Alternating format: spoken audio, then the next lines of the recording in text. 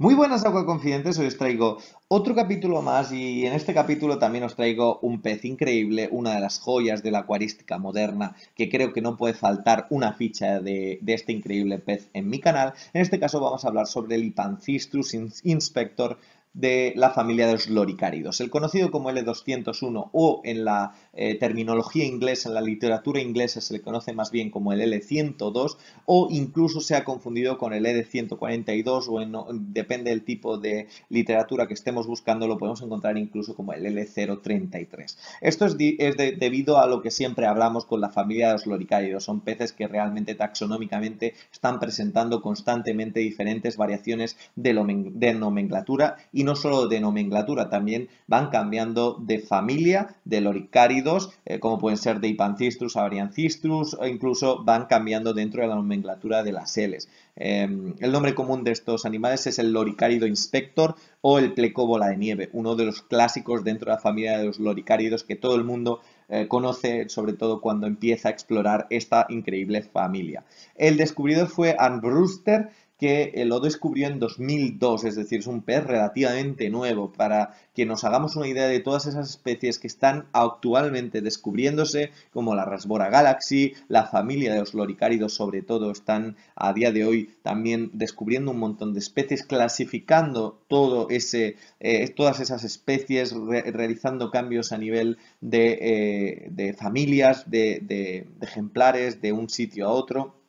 La distribución geográfica de estos increíbles loricáridos es Sudamérica. Principalmente lo vamos a encontrar en 4 ríos, como son el Río Negro, el Casquiare, el Amazonas y el Orinoco. Principalmente lo encontramos en el Río Negro y en el Casquiare, pero también lo vamos a encontrar en los otros dos. Esto le da una distribución geográfica a lo largo de los países como Brasil, Colombia y Venezuela. Los hábitats de estos peces son ríos con ciertos rápidos, es decir, con ciertas corrientes, pero están enclavados sobre todo en zonas rocosas, zonas con muchísimos huecos, zonas con muchísimos troncos, raíces. Es el típico hábitat amazónico con un montón de plantas, un montón de vegetación sumergida, emergida, etcétera, etcétera, etcétera. La temperatura para mantenerlo entre de 22 a 29 grados, pero sí que es cierto que yo os aconsejaría mantenerlo sobre los 24 a los 27 grados para que todo esté correcto. El tamaño máximo de este tipo de loricáridos es bastante pequeño, lo vamos a encontrar entre los 12 a los 16 centímetros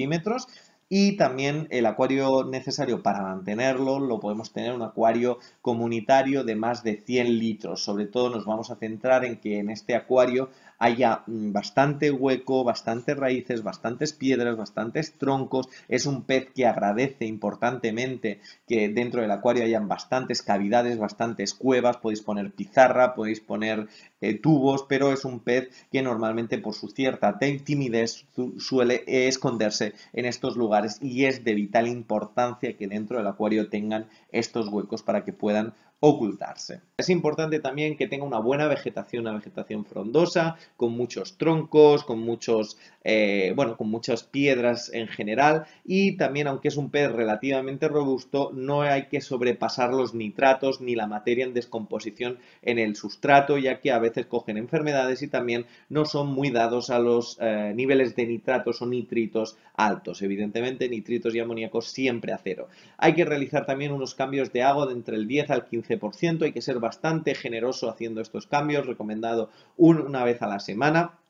Y sobre todo lo que siempre hablamos cuando hablamos de la familia de los loricáridos. Son especies que comen bastante, que producen bastantes desechos y que por lo tanto necesitan una buena filtración biológica y en general una buena filtración a todos los niveles. Además, decir que estos peces agradecen un filtrado a través de la turba y también es importante la aireación para mantener una cierta oxigenación y un potencial redox bastante elevado en relación a otros peces o a otras familias de peces. Yo recomendaría una corriente, tampoco hace falta una gran corriente, pero sí una corriente media sería lo aconsejable para mantener a esta especie y este tipo de loricárido no le gusta para nada la luz intensa, por lo tanto luz tamizada a través de plantas de flotación, es decir, de plantas de superficie o también una luz de intensidad baja para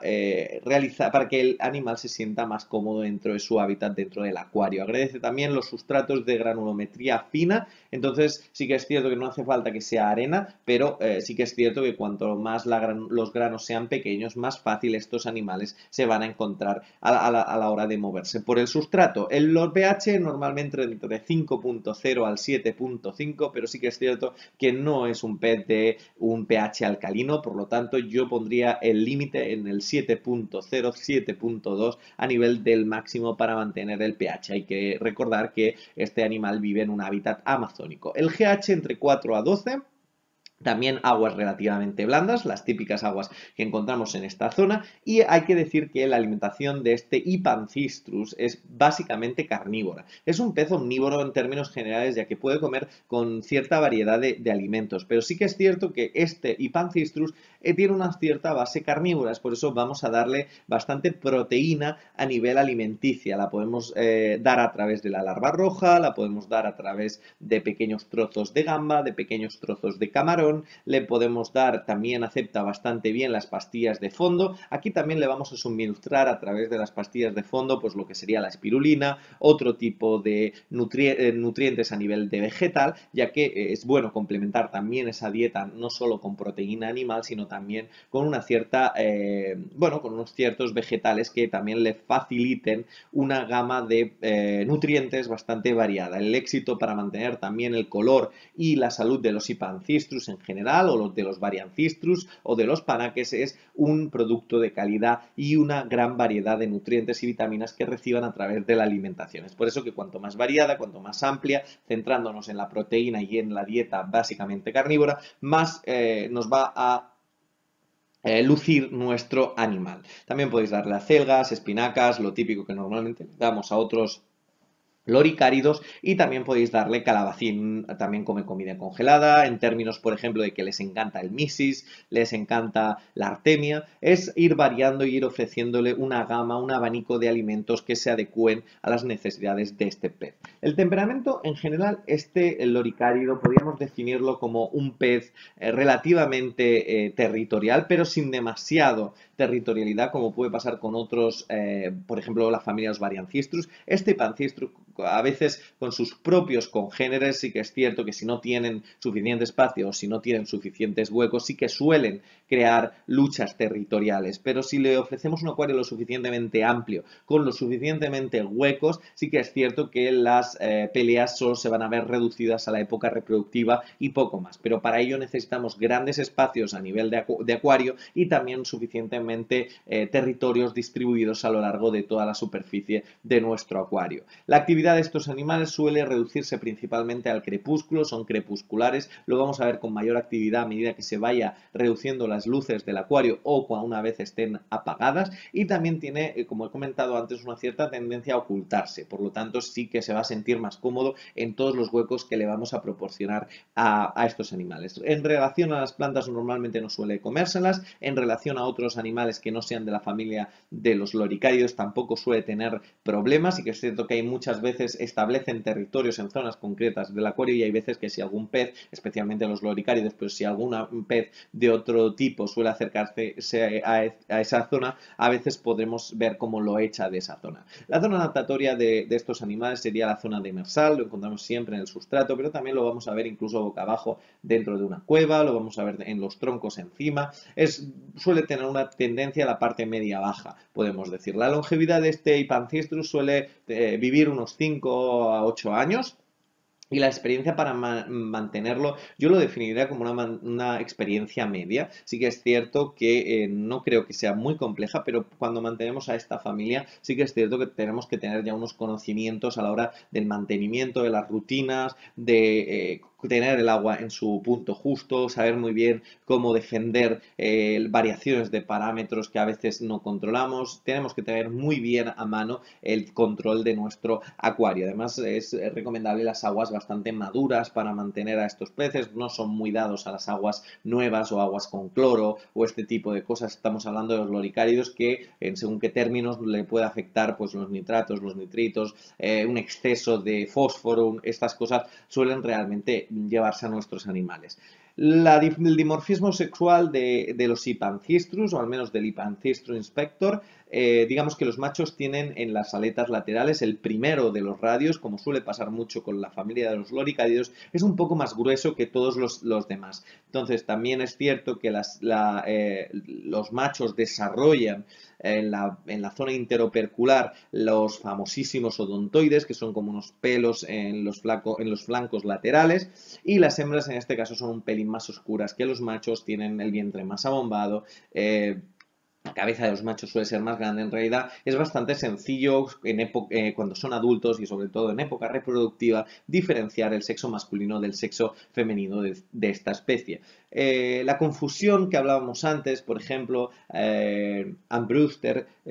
por ejemplo, hubo una confusión que el Hypanthisthrus constrandens, que es muy similar a nivel de coloración con el Hypanthisthrus inspector, realmente se pensaban que era la misma especie, pero Ann Brewster, que es uno de los expertos, como os he comentado antes, en 2007, diferenció claramente entre lo que sería el Hypanthisthrus constrandens y el Hypanthisthrus inspector. En realidad, la familia de los loricáridos es una familia que actualmente se está estudiando en profundidad, que todavía hay muchas nomenclaturas que cambian de especie, de SP, de SPP. Entonces, hay muchos errores a nivel de taxonomía, sobre todo también a la hora de clasificar dentro de los grandes catálogos de las Ls, L102, L201, etcétera. También hay confusión, por ejemplo, en el término también hubo una cierta confusión con el Hypanthisthrus lunaurum o con él incluso con especies que pertenecían o que se pensaban que pertenecían al Hypanthisthrus inspector y en realidad ni siquiera pertenecía a la familia de los Hypanthisthrus, sino que incluso el Varianthisthrus SPLDA 33 a veces también se ha confundido con esta especie. Esto viene dado a que hay veces que especies son muy similares a nivel morfológico,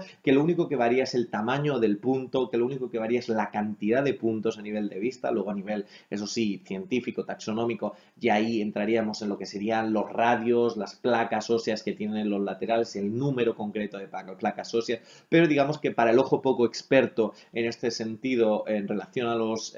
loricáridos, realmente nos va a parecer que son iguales. Es por eso que me parece tan fascinante la familia de los loricáridos. Siempre que veo